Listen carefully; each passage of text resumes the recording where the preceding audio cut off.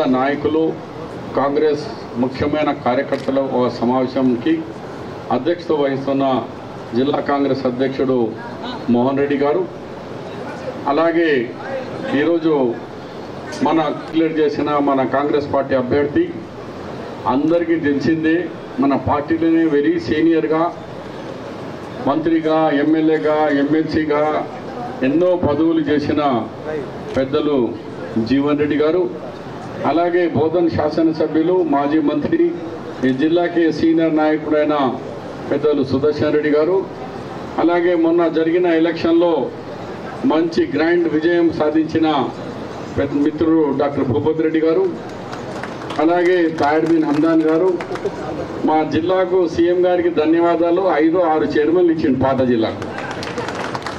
ఏ జిల్లాకి ఇయ్యలే, కడుపు నిండా చైర్మన్లు ఉన్నారు.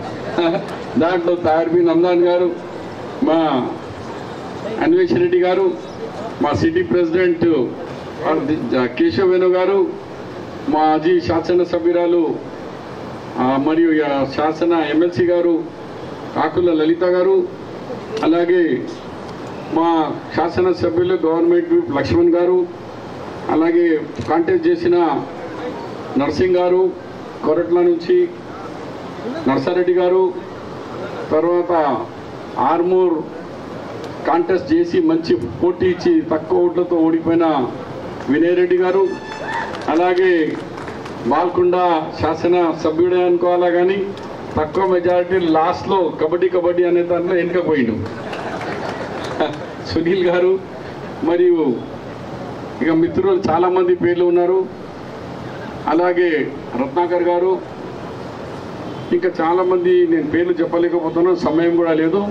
మున్సిపల్ చైర్మన్స్, మండల కాంగ్రెస్ అధ్యక్షులు, మరి వివిధ పోస్టులో ఉన్న ఎలక్టెడ్ ఎంపీసు, ఎంపీపీ, జెడ్పీటీసీస్, గౌరవైన సర్పంచ్లు, మరి ప్రెస్ సోదరులారా, ఎలక్ట్రానిక్ కానీ ప్రింట్ మీడియా కానీ సోదరులారా, ముఖ్యమైన కాంగ్రెస్ కార్యకర్తలారా, ఇవాళ మనం మాట్లాడింది ఇది పబ్లిక్ కాదు, ఇది అంత ముఖ్యమైన కార్యకర్తలు, నాయకులు.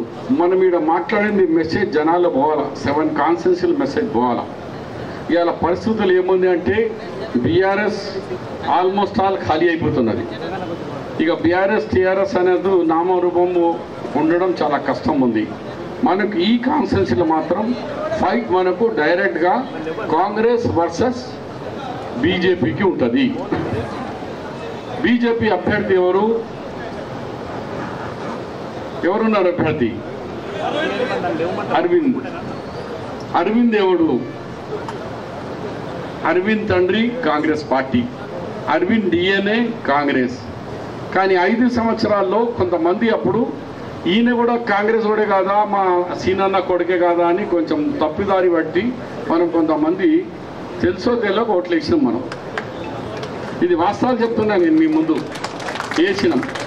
ఆడు గెలవగానే కాంగ్రెస్కు ఫుట్బాల్ కొడతా అంటే ఆర్మూర్లో నేను చెప్పిన, నేను ఫుట్బాల్ కొడుతుంది కాడా వెళ్తారా బాబు, మాకు రాకు ఫుట్బాల్ కొట్టేది, నువ్వు పుట్టినవు కాంగ్రెస్ ఇంట్లో. సీనన్న రాజకీయంలో వచ్చినప్పుడు ఎన్ఎస్ఐ నాయకుడు, ఇంకా పెళ్లి కాలే అనేది. కాంగ్రెస్లో ఉన్నప్పుడే పెళ్లి అయింది, పెళ్లి అయిన తర్వాత పిల్లలు పుడతారు, పిల్లలు పుట్టినప్పుడు ఇతడు కాంగ్రెస్లోనే పుట్టిండు, కాంగ్రెస్ పైసలతోనే ముందుకు చదివిండు, కాంగ్రెస్ పైసలతోనే కాలేజ్ అయింది, కాంగ్రెస్ పైసలతోనే సినిమాలు తీసిండు, కాంగ్రెస్ పైసలతోని సినిమా యాక్టర్లతో లవ్ చేసినాడు, ఏమేమి చేసినాడు అన్నీ మా పైసలే. కానీ ఇప్పుడు వచ్చి బీజేపీలో మా మీద ఆకాశం మీద ఊదుతో ఎవరి మీద పడుతుంది? మన మీదనే పడుతుంది. బిడ్డ మేము ఆకాశం రా బాబు, కాంగ్రెస్ పార్టీ అంటే మజాక్ కాదు. ఒకసారి జీవనన్న కేసీఆర్ మజాగా చెప్పిండు నాతో మాటలు, షబీర్ భాయ్ ఏక్ పాస్ సమజ్ మే నీ ఆ రही मेरे को అన్నాడు. ఏంది అన్నాను. ఏం లేదు, కాంగ్రెస్ పార్టీ చచ్చిపోయినట్టే కనిపిస్తుంది, వెంటిలేటర్ ఉంటుంది, చక్కని హాస్పిటల్ నుంచి వెంటిలేటర్ పారేసి ఉన్నని వచ్చేస్తాడు. ఇక నేను కలిస్తే అదే చెప్తా, అన్న చూసినా కాంగ్రెస్ పార్టీ బలం ఎట్లా ఉన్నది, హాస్పిటల్కి లేచి వచ్చినాం కదా, కాంగ్రెస్ పార్టీ నామరూపం లేకుండా చేస్తా అన్నాడు. ఇవాళ ఏమైందిరా కేసీఆర్, నీకు నీ బిడ్డ ఆడ జైల్లో ఉన్నది, ఒక నీ అన్న కొడుకు ఫరార్లో ఉన్నాడు సింగపూర్, వాడు డీజీఏమో అమెరికాకు ఫరార్ అయినాడు, ఐఏఎస్ ఆఫీసర్లు ఐపీఎస్లు అంతా జైళ్ళలో ఉన్నారు, జైలు అంతా ఫుల్ అయిపోతున్నది, దోసుకున్నారు అబ్బాయి ఖాందాన్ మొత్తం మీది. వాళ్ళు ఇట్లా ఉంటే ఇక ఈయన 5 సంవత్సరాల పాలన అరవింద్ మాటలు తప్ప ఏమి చేయలేదు. పసుపు బోర్డు అన్నాడు, ఏడున్నదో తెలియదు. మోదీ గారు వచ్చిన మోదీ అబద్ధాల్లో ఆయన కంటే సాటి ఎవరు లేరు. मैं हर घर में 15 लाख रुपए दूंगा, 15 पैसे भी नहीं दिया, 15 पैसे भी नहीं आए. 15 लाख అన్నాడు. हर साल 2 करोड़ दूंगा, 2 करोड़ జాబ్లు అంటే ఇవాళ మనకు 10 సంవత్సరాల్లో 20 కోట్ల జాబ్ రావాలా? వచ్చినాయా? ఒక్క జాబ్ ఉన్న కంపెనీలన్నీ LIC private, steel factory private, Adani Ambani తప్ప ఏడున్నదా ఆ ఫ్యాక్టరీలు? ఇవాళ ఎల్ఐసి ఎంత కష్టపడి కాంగ్రెస్ పార్టీ వ్యవస్థలు ఏర్పాటు చేసింది. బిహెచ్ఎల్, ఐడిఎల్, ఐడిబిఎల్, డిఆర్డిఎల్ ఇవన్నీ కాంగ్రెస్ పార్టీ పండిత్ జవహర్లాల్ నెహ్రూ తినేందుకు తిండి లేని సమయంలో ఈరోజు అన్ని ఇండస్ట్రీస్ అలాంటి Bhakra Nangal project, Nagarjuna Sagar project, Pochampad project ఇవన్నీ మన శ్రీరామ్ సాగర్ ప్రాజెక్ట్స్ ఇవన్నీ ఎట్లా వచ్చినాయివా? అప్పుడు డబ్బులు ఉండేనా మన దగ్గర? వరల్డ్ బ్యాంక్ ఉండేనా? ఎవరైనా అప్పు ఇచ్చేట వాళ్ళేనా? మన ఇండియన్ కరెన్సీలో మన చెమటతో కట్టించిన డబ్బులతో ఇవాళ 52,000 కోట్ల రూపాయలు, లక్షల కోట్లు ఆయన తెచ్చిండు. 8 లక్షల కోట్లు ఈ మానవుడు మా కేసీఆర్ తీసుకొచ్చినాడు. మనమేమో తెలంగాణ 10,000 కోట్ల రూపాయలు నగదు ఇచ్చినాం. जयराम रमेश निजामाबाद ने बोला, शब्बीर भाई हम दुल्हन दे रहे हैं आपको, दुल्हन पूरा सोना चांदी लगा के दुल्हन को आपके हाथ में दे रहे तेलंगाना, आंध्रा को कुछ भी नहीं दे रहे, हम आपको दे रहे क्योंकि हैदराबाद दुल्हन है, हैदराबाद पैसा कमा के दे रही. అలాంటి దుల్హన్ బంగారానికి తీసుకుపోయి కేసీఆర్ మా చేతికి ఏమి ఇచ్చిండు? చిప్ప ఇచ్చిండు. వచ్చినాం కదా మా మహేష్ కుమార్ ఎమ్మెల్సీ గారు, వర్కింగ్ ప్రెసిడెంట్ గారు కూడా పైకి రావాలని కోరుతూ, అయితే మాకేమి ఇచ్చిండు? చిప్ప ఇచ్చిండు. అయినా చూడండి 100 దినాలు కాకముందు 90 రోజుల్లో 31,000 జాబ్ ఇచ్చిన సత్తా రేవంత్ రెడ్డి ప్రభుత్వం, కాంగ్రెస్ పార్టీ ప్రభుత్వం, రాహుల్ గాంధీ, సోనియా గాంధీ ఇచ్చిన మాటల్లో 31,000, 9,000 పోలీసులకు ఇచ్చినాం, 14,000 జాబ్స్ ఓన్లీ స్కూల్ మన ముఖ్యమైన ఎడ్యుకేషన్ అండ్ హెల్త్ ఈ రెండుంటి కలిపి మనం 14,000 ఇచ్చినాం. దాంతో సహా ఇతర డిపార్ట్మెంట్లకు ఇచ్చినాం. ఇవి అన్నీ చేసింది కాంగ్రెస్ పార్టీ. కేవలం 90 రోజుల్లో కంప్లీట్ కాకముంటే ఇది రాకుంటే దాదాపు 50,000 జాబ్స్ ఉంటుండే. మెగా డిఎస్సి 9 సంవత్సరాల నుంచి వెయిట్ చేస్తున్నాం. మెగా డిఎస్సి ఇచ్చింది కాంగ్రెస్ పార్టీ. ఇవి అన్ని కార్యక్రమాలు ఇవాళ మన దగ్గర ఇక రాజకీయంలో ముఖ్యమైన 2 విషయాలు ఇవాళ ఫైటింగ్. ఇది కేంద్రంలో ఇవాళ కేంద్రంలో ఇప్పుడున్న జరిగే ఎలక్షన్ పార్లమెంట్ ఎలక్షన్. ఇక కేసీఆర్ పోయింది. ఇక కేసీఆర్ సబ్జెక్ట్ అర్థం అనుకోడు, జైల్లో పోతాడు, ఇవాళ రేపు అందరు పోతారు వాళ్ళు. మనకు బీజేపీ మోదీ గారు, మోదీ మన రాష్ట్రానికి కానీ దేశానికి కానీ ఏమీ చేయలేదు. మన నిజామాబాద్కి కూడా ఏం చేయలేదు. చెప్పండి, నిజామాబాద్కి అరవింద్ గారు ఏం తెచ్చినావా? హల్దీ బోర్డు అన్నా గాలి మీద ఉంది, హల్దీ బోర్డు పేపర్ మీద ఉంది కానీ ఇంకా ఇంప్లిమెంట్ కాలే, ఎక్కడన్నా డబ్బు రాలే. ఆ హల్దీ బోర్డు ఎక్కడుందో తెలియదు. దాని తప్ప ఇవాళ డ్రింకింగ్ వాటర్ నిజామాబాద్ విషయంలో కానీ, అండర్ గ్రౌండ్ డ్రైన్ నిజామాబాద్ విషయంలో కానీ, స్టేడియం విషయంలో కానీ, ఇక్కడ అభివృద్ధి విషయంలో కానీ ఏమీ లేదు. ఇవాళ మేము ఛాలెంజ్గా సుదర్శన్ రెడ్డి గారు, మేము కాంగ్రెస్ పార్టీ మేము ఉన్నప్పుడు ఇవాళ బ్రాడ్ గేజ్, మీటర్ గేజ్కు బ్రాడ్ గేజ్ చేసిన సత్తా కాంగ్రెస్ పార్టీకి. మదియాస్కి పాస్పోర్ట్ ఆఫీస్ తీసుకొచ్చింది కాంగ్రెస్ పార్టీ. ఇవాళ మెడికల్ కాలేజ్ తీసుకొచ్చింది కాంగ్రెస్ పార్టీ. మా సుదర్శన్ రెడ్డి గారి ఇవాళ అంత పెద్ద medical college, government medical college తెచ్చింది కాంగ్రెస్ పార్టీ. ఇవాళ 400 kV సబ్ స్టేషన్ తెచ్చి నిజామాబాద్లో 121 సబ్ స్టేషన్లు ఉంటే 232 సబ్ స్టేషన్ తీసుకొచ్చిన ఘనత కాంగ్రెస్ పార్టీ షబ్బీర్ అలీది. ఇవాళ 32,000 ఖంబాలు ఎలక్ట్రిసిటీ పోల్స్ ఇచ్చి ఇవాళ అన్ని ప్రాంతాల్లో పవర్ కట్ లేకుండా చేసిన ఘనత కాంగ్రెస్ పార్టీది. ప్రతి మండల్కు 132 kV ఇచ్చిన ఘనత కాంగ్రెస్ పార్టీది. మీరేముందిరా బాబు మీ ఘనత, మీ చరిత్ర ఏదైనా ఉన్నారా చెప్పుకునేందుకు? షుగర్ ఫ్యాక్టరీలు తీసేస్తామన్నారు, తెలంగాణ యూనివర్సిటీ తీసుకొచ్చిన ఎంత పెద్దది. ధన్యవాదాలు, మర్చిపోయినా నేను, మీరు యాద్ చేయించారు. అలాగే ఎన్నో కార్యక్రమాలు కాంగ్రెస్ పార్టీ తీసుకొచ్చింది. వాళ్ళ 10 సంవత్సరాల హయాంలో ఐదర్ ఇక్కడ టీఆర్ఎస్ గవర్నమెంట్ కానీ అక్కడ కేంద్రంలో ఉన్న ప్రభుత్వం కానీ రెండు ప్రభుత్వాలు ఫెయిల్ అయినాయి. ఇవాళ జీవన్ రెడ్డి పార్లమెంట్ ఎంపీ అయితే వట్టిగల రోడ్ల మీద ఉర్రేది కాదు, మత ఫీలింగ్స్ తెచ్చేవాడు కాదు. పార్లమెంటు దద్దరాలు ఈ ప్రాంత ప్రజల కోరికలు ఏమున్నాయో, ఇక్కడ సమస్యలు ఏమున్నాయో అక్కడ మాట్లాడే దమ్మున నాయకుడు జీవన్ రెడ్డి గారు. అలాంటి జీవన్ రెడ్డి కావాలా, లేకుంటే రోడ్ల మీద వచ్చి ఏదో కాకపోతే భోకే చేస్తారు వాడిని ఇవ్వనాచారు మై. అలాంటి నాయకులు మనకు వద్దు. మనం చూసుకున్నాం 5 సంవత్సరాలు బీఆర్ఎస్ చూసుకుని బుద్ధి చెప్పేసినాం. ఇవాళ ఒక అవకాశం జీవన్ రెడ్డి గారికి ఇవ్వండి. నాది కూడా చాలా ధన్యవాదాలు. నేను 18 దినాలు ఉన్నా, కానీ 60,000 ఓట్లు ఇచ్చారు. మీకు చేతులు జోడి ధన్యవాదాలు.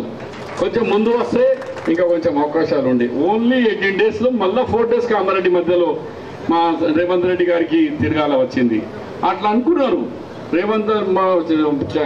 కేసీఆర్ మీద రేవంత్ రెడ్డి గారు పోటీ చేయాలా, షబ్బీర్ అలీ నువ్వు నిజామాబాద్కు పోవాలా.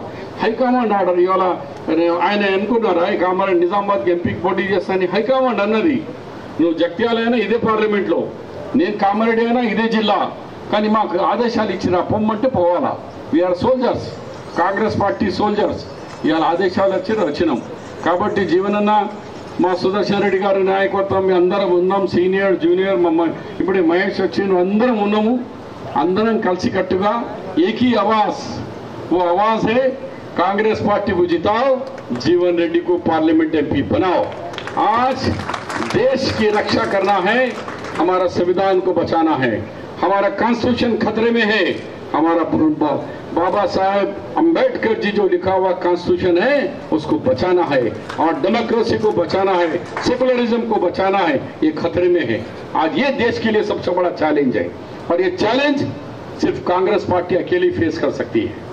इस पार्टी एक ही है जो बनाई दस्तूर कानून, बाबा साहब को कॉन्स्टिट्यूशन का हेड बनाई कांग्रेस पार्टी, और उसके जरिए आज देश चल रहा है. आज हम सब बैठे हुए हैं, पूरे हैं. राम भी है, रहीम भी है, और जीसस भी है, हमारे सिख भाई भी है, सब मिले हुए हैं. अभी आते आते मेरे सिख भाई मिले.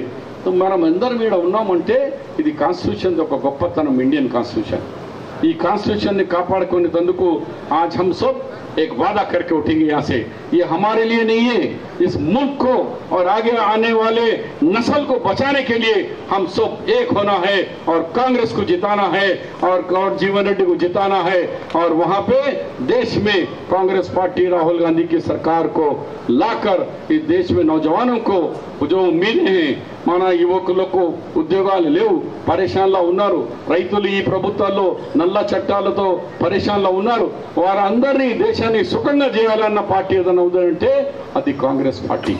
ఏదైనా మాట ఇస్తే అలా గ్యారంటీ 6 లక్షల కోట్లు ఇచ్చిన వాడునా. మహిళలు తిరుగుతున్నారు, 200 యూనిట్ వస్తున్నది, 500 సిలిండర్ వస్తున్నది. ఇవి అన్ని కార్యక్రమాలు మిగిలిన వాళ్ళు పెద్దోళ్ళు అందరు చెప్తారు. 6 గ్యారంటీస్ ఇవన్నీ జరుగుతున్నాయి కదా. ఇలా అన్నారు మా రైతు బంధు రాదు అన్నారు. నిన్ననే మినిస్టర్ గారు అన్నారు 69 లక్షల రైతుల్లో 64,75,000 రైతులకు 5 ఎకరం లోపల ఉన్న వాళ్ళకు ప్రతి వానికి డబ్బులు ఇచ్చిన ఘనత కాంగ్రెస్ పార్టీ. 3 నెలల లోపల ఖజానా ఖాళీ ఉన్నా చూడు ధైర్యం అది ఇచ్చినాం, మాట ఇచ్చినాం. అలాగే మరి మన నష్టపోయిన దానికి ఇవాళ ముసలికన్ను కేసీఆర్ వస్తాడట, వెళ్తాడట. రేపు వెళ్ళి ఆ భూములు చూస్తారట. సిగ్గు శరం ఉండాల కేసీఆర్ నీకు, నీ కొడుకుకు కేటీఆర్కి. ఏం భాషారా భయ్ అది? మేము మాట్లాడుతూ ఉంటారా నువ్వు?